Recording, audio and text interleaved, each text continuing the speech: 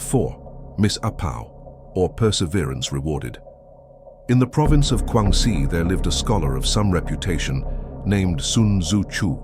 He was born with 6 fingers, and such a simple fellow was he that he readily believed any nonsense he was told.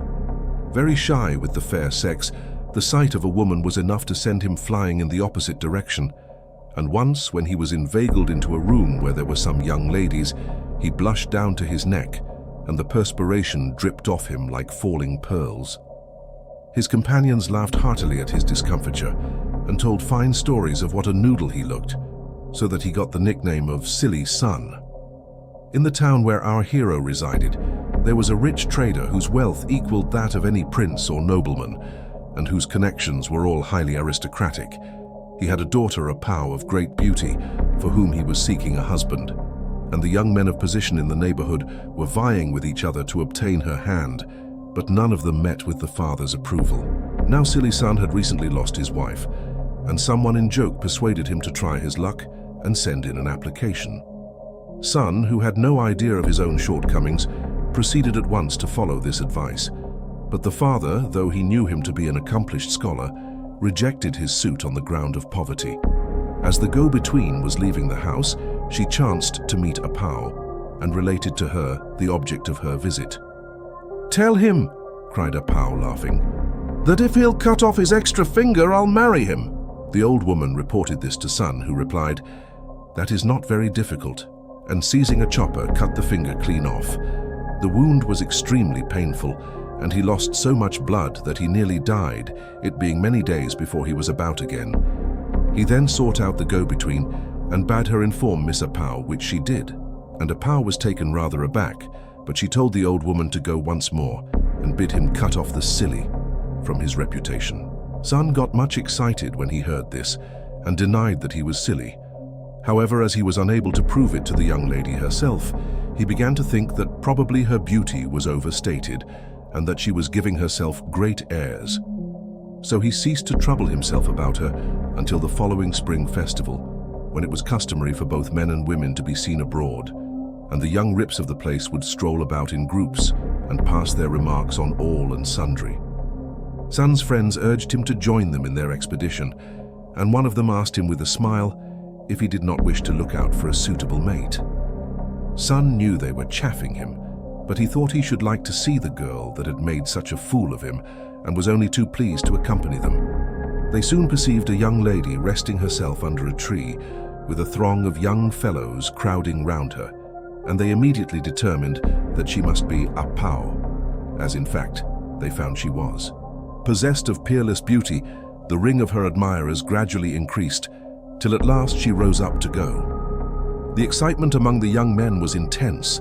They criticized her face and discussed her feet, Son only remaining silent, and when they had passed on to something else, there they saw Son rooted like an imbecile to the same spot. As he made no answer when spoken to, they dragged him along with them, saying, "Has your spirit run away after A-PAO?" He made no reply to this either, but they thought nothing of that, knowing his usual strangeness of manner, so by dint of pushing and pulling, they managed to get him home. There he threw himself on the bed and did not get up again for the rest of the day, lying in a state of unconsciousness just as if he were drunk. He did not wake when called, and his people, thinking that his spirit had fled, went about in the fields calling out to it to return. However, he showed no signs of improvement, and when they shook him and asked him what was the matter, he only answered in a sleepy kind of voice, "I am at A-PAO's house."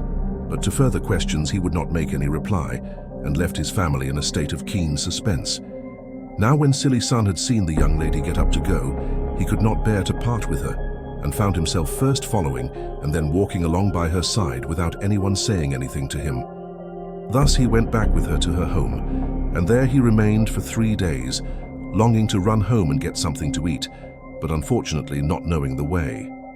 By that time Son had hardly a breath left in him, and his friends, fearing that he was going to die, sent to beg of the rich trader that he would allow a search to be made for Son's spirit in his house. The trader laughed and said he wasn't in the habit of coming here, so he could hardly have left his spirit behind him.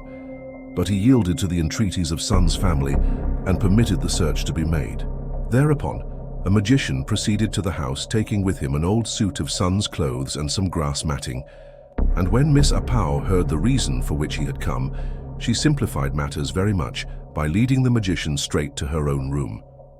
The magician summoned the spirit in due form and went back towards Sun's house. By the time he had reached the door, Sun groaned and recovered consciousness, and he was then able to describe all the articles of toilette and furniture in A-PAO's room without making a single mistake. A-PAO was amazed when the story was repeated to her, and could not help feeling kindly towards him on account of the depth of his passion. Sun himself, when he got well enough to leave his bed, would often sit in a state of abstraction as if he had lost his wits, and he was forever scheming to try and have another glimpse at A-PAO. One day, he heard that she intended to worship at the Shui temple on the 8th of the 4th moon, that day being the Wash Buddha festival, and he set off early in the morning to wait for her at the roadside. He was nearly blind with straining his eyes, and the sun was already past noontide before the young lady arrived. But when she saw from her carriage a gentleman standing there, she drew aside the screen and had a good stare at him. Sun followed her in a great state of excitement, upon which she bade one of her maids to go and ask his name. Sun told her who he was, his perturbation all the time increasing, and when the carriage drove on, he returned home. Again he became very ill, and lay on his bed unconscious without taking any food, occasionally calling on A-PAO by name, at the same time abusing his spirit for not having been able to follow her as before. Just at this juncture, a parrot that had been long with the family died, and a child playing with the body laid it upon the bed. Sun then reflected that if he was only a parrot, one flap of his wings would bring him into the presence of A-PAO. And while occupied with these thoughts, lo, the dead body moved and the parrot flew away. It flew straight to A-PAO's room, at which she was delighted, and catching it tied a string to its leg and fed it upon hemp seed. "Dear sister," cried the bird, "do not tie me by the leg. I am Sun Tzu Chu." In great alarm, A-PAO untied the string, but the parrot did not fly away. "Alas," said she, "your love has engraved itself upon my heart, but now you are no longer a man. How shall we ever be united together?" "To be near your dear self," replied the parrot, "is all I care about." The parrot then refused to take food from anyone else, and kept close to Miss A-PAO wherever she went, day and night alike. At the expiration of 3 days, A-PAO, who had grown very fond of her parrot, secretly sent someone to ask how Mr. Sun was, but he had already been dead 3 days, though the part over his heart had not grown cold. "Oh, come to life again as a man," cried the young lady, "and I swear to be yours forever." "You are surely not in earnest," said the parrot, "are you?" Miss A-PAO declared she was, and the parrot, cocking its head aside, remained some time as if absorbed in thought. By and by, A-PAO took off her shoes to bind her feet a little tighter, and the parrot, making a rapid grab at one, flew off with it in its beak. She called loudly after it to come back, but in a moment it was out of sight. So she next sent a servant to inquire if there was any news of Mr. Sun, and then learnt that he had come round again, the parrot having flown in with an embroidered shoe and dropped down dead on the ground. Also, that directly he regained consciousness, he asked for the shoe, of which his people knew nothing, at which moment her servant had arrived and demanded to know from him where it was. "It was given to me by Miss A-PAO as a pledge of faith," replied Sun. "I beg you will tell her I have not forgotten her promise." A-PAO was greatly astonished at this, and instructed her maid to divulge the whole affair to her mother, who, when she had made some inquiries, observed that Sun was well known as a clever fellow, but was desperately poor, and to get such a son-in-law, after all our trouble, would give our aristocratic friends the laugh against us. However, A-PAO pleaded that with the shoe there as a proof against her, she would not marry anybody else, and ultimately her father and mother gave their consent. This was immediately announced to Mr. Sun, whose illness rapidly disappeared in consequence. A-PAO's father would have had Sun come and live with them, but the young lady objected on the score that a son-in-law should not remain long at a time with the family of his wife, and that as he was poor, he would lower himself still more by doing so. "I have accepted him," added she, "and I shall gladly reside in his humble cottage and share his poor fare without complaint." The marriage was then celebrated, and bride and bridegroom met as if for the first time in their lives. The dowry A-PAO brought with her somewhat raised their pecuniary position and gave them a certain amount of comfort. But Sun himself stuck only to his books and knew nothing about managing affairs in general. Luckily, his wife was clever in that respect and did not bother him with such things. So much so that by the end of 3 years, they were comparatively well off when Sun suddenly fell ill and died. Mrs. Sun was inconsolable and refused either to sleep or take nourishment, being deaf to all entreaties on the subject. And before long, taking advantage of the night, she hanged herself. Her maid, hearing a noise, ran in and cut her down just in time, but she still steadily refused all food. 3 days passed away, and the friends and relatives of Sun came to attend his funeral, when suddenly they heard a sigh proceeding forth from the coffin. The coffin was then opened, and they found that Sun had come to life again.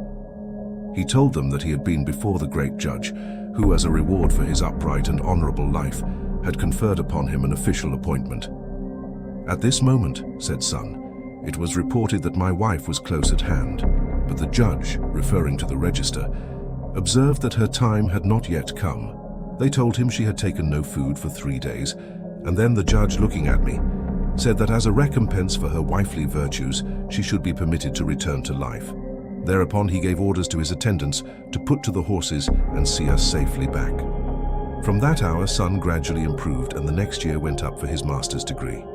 All his old companions chaffed him exceedingly before the examination and gave him 7 themes on out-of-the-way subjects, telling him privately that they had been surreptitiously obtained from the examiners. Sun believed them as usual and worked at them day and night until he was perfect, his comrades all the time enjoying a good laugh against him.